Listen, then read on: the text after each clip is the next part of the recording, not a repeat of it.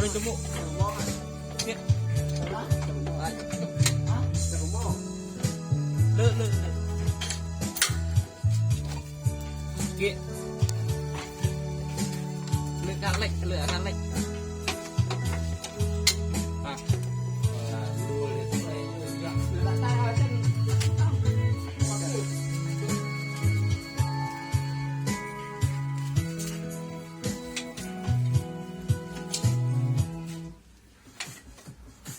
Để thế nào rồi?